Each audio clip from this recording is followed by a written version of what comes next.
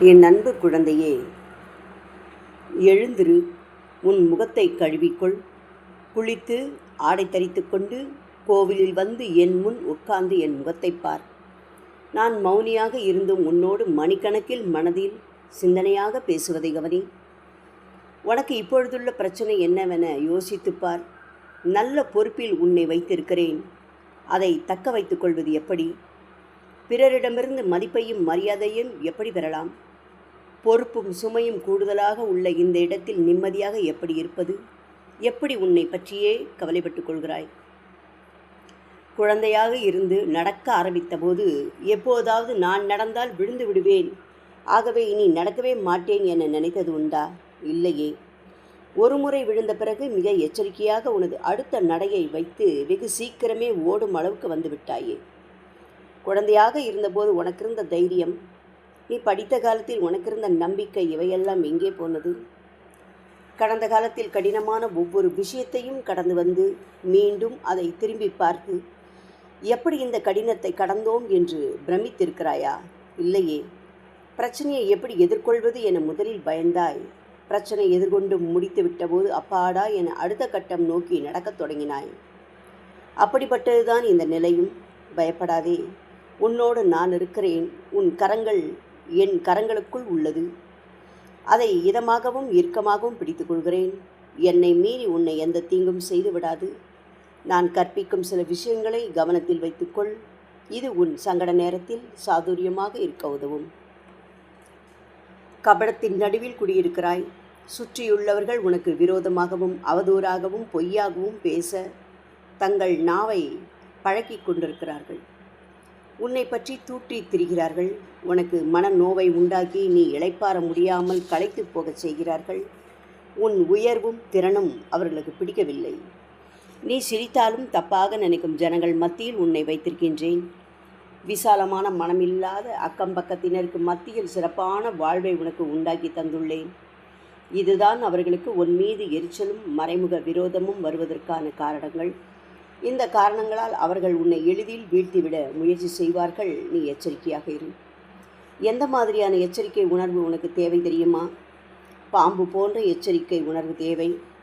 சின்ன அதிர்வையும் உணர்ந்து எச்சரிக்கை அடையும் பாம்பு போல கவனத்தோடு இரு. தீயவர்களை கண்டு பயந்து ஓடாமல் எச்சரிக்கை செய். இந்த எச்சரிக்கை அபாய எச்சரிக்கையாக இல்லாமல் உன்னை தற்காத்து கொள்ளும் எச்சரிக்கையாக இருக்கட்டும். முதலில் உன் பாதுகாப்பை நிச்சயப்படுத்திக் கொள். அதன் பிறகு அவர்களை நோக்கி படம் எடுக்கின்ற பாம்பு போல எழும்பி நின்று எச்சரிக்கை செய். பாம்பை கண்டால் பயப்படுகின்றவள் உன்னை கண்டால் பயப்பட மாட்டார்கள் என்பதால் உன் எச்சரிக்கை அவர்களை எரிச்சல் அடையாதவாறு இதமான வார்த்தைகளை கொண்டதாக இருக்கட்டும். உன்னோடு இருந்தவர்கள் உனக்கு எதிராக வலைகளை விரித்து உன்னை சிக்க வைக்க முயற்சிக்கிறார்கள். இனிமையான வார்த்தைகளால் உன்னுடன் பேசி உனக்கு எதிராக நடந்து உன் இதயத்தை சிதைத்து விட்டார்கள். இதனால் நீ அடைந்த துன்பத்திற்கு அளவே இல்லை. அதை தாண்டித்தான் வந்திருக்கிறாய். உனக்கு நான் கேடயமாக இருப்பதால் எதுவும் என்னை மீறி உன்னை வந்து தாக்காது என்பதில் நம்பிக்கை கொண்டிரு. அடுத்து உன் பொறுப்பை தவறாக பயன்படுத்தி பிறருக்கு தீங்கு விளைவிக்க முயற்சிக்காதே. உன்னுடைய கடமைகள் நிறைவேறினால் போதும். பிறர் விஷயத்தில் மூக்கை நுழைக்க வேண்டாம். உனக்கு அனைத்து அதிகாரமும் வழங்கப்பட்டிருந்த போதிலும் அதற்கு மேல் அதிகாரம் கொண்டவன் நான் இருக்கிறேன் என்ற எண்ணத்தில் என்னிடம் பணிவாக நடந்து கொள்வது போல உனக்கு கீழானவர்களிடம் அன்பாக நடந்து கொள். எது போன்ற அன்புடன் நடந்து கொள்ளலாம்? புறாவை போல கபடு அற்ற மாதிரி. கழுகை கண்டால் பயந்து ஓடும். காக்கை அடித்தால் ஓடி ஒளிவோம். ஆனால் புறாவுக்காக பயந்து ஓடுவதில்லை. அதை நாம் அன்பாக பிடித்து தடவி தருவோம். அதுபோல உனக்கு கீழானவர்களும் உன் பொறுப்புக்கு மேல் உள்ளவர்களும் உன்னை ஒரு அன்பான புறாவை போல நினைத்து உன்னிடம் பாசமும் அன்பும் காட்டும் வகையில் நடந்து கொள். மொத்தத்தில் புறாவை போல கபடு அற்ற நிலையிலும் பாம்பு போல எச்சரிக்கை உணர்வுடன் இருக்க வேண்டும். உனக்கு ஆலோசனை தருகிறேன். நீ இருக்கும் இடத்தில் ஏதாவது பிரச்சனை வந்துவிட்டால் பதற்றப்படாதே. அதிகாரத்தை பலத்தை பிரயோகிக்கப்படுத்த முயற்சிக்காதே. உன்னால் கூடுமானால் பிரச்சனையை எடுத்து கூறி அது தொடராதவாறு பார்த்துக்கொள். பிரச்சனை உன்னை மீறி தாக்க வரும்பொழுது ஓடிப்போய் ஒளிந்து கொள்ளாதே. அதை எதிர்த்து நில். நீ ஓடும் வரை உன்னை விரட்டுகின்ற எதுவும் எதிர்த்து நின்று விட்டால் தயங்கிக் கொள்ளும். அது உனக்கு அவகாசமும் ஆபத்து நேரத்தில் முடிவெடுக்கும் உபாயத்தையும் தரும். உன்னால் விரட்ட முடிகின்ற விஷயமாக இருந்தால் விரட்டத் தொடங்கு. ஆனால் இறுதி முடிவுக்கு போய்விடாதே. இந்த விஷயங்களை கவனத்தில் வைத்துக் கொள்வதோடு கடமையிலிருந்து எள்ளளவும் பிசங்கி நடக்காதே. கடமைகளை யார் உணர்வுடனும் உண்மையோடும் விசுவாசத்தோடும் செய்கின்றார்களோ அவர்களிடம் நான் நிரந்தரமாக வாசமாக இருக்கிறேன் என்பதை உணர்ந்து கொள். லஞ்ச பணத்தையும் தீய வழியில் வருமானத்தையும் நான் வெறுக்கிறேன். அதை கொண்டு எனக்கு திருப்பணி செய்வதாக இருந்தாலும் விரும்ப மாட்டேன். உன் உழைப்பில் கிடைக்கின்ற ஒரு கவள உணவையும் நான் விருப்பத்தோடு ஏற்றுக்கொள்வேன். உனக்குள்ளும் நிறைவேறாத நிறைய விஷயங்கள் இருக்கின்றன. அவற்றை இந்த சாயப்பா நினைவில் வைத்து கொள்ளவில்லையே என நீ வருத்தப்படுவதை கவனிக்காமல் இல்லை. உனக்கு இதுவரை செய்த நான் இன்னும் செய்வேன், இதைவிட அதிகமாக செய்வேன். அதற்கெல்லாம் நேரம் வர வேண்டும். வாய்ப்புகளை நீ தவறவிட்டாலும் நான் உனக்காக அதை தவறவிடாமல் பார்த்துக்கொள்வேன். கவலைப்படாதே. நீ செய்கின்ற உபசாரங்கள், அன்னதானம், ஏழை எளியவர்களுக்கு இறங்குகின்ற குணம் அனைத்தையும் நான் அறிந்திருக்கிறேன். அவற்றால் முழுமையாக பலன் பெற்றதே நான் தானே. இந்த உதார குணம் உன்னை காப்பாற்றும். உன் பிரச்சனைகளிலிருந்து உன்னை மீட்டெடுக்கும். இப்போது நீ எப்படி போய்கொண்டிருக்கிறாயோ அப்படியே தொடர்ந்து செல். எதை பற்றியும் கவலைப்படாதே.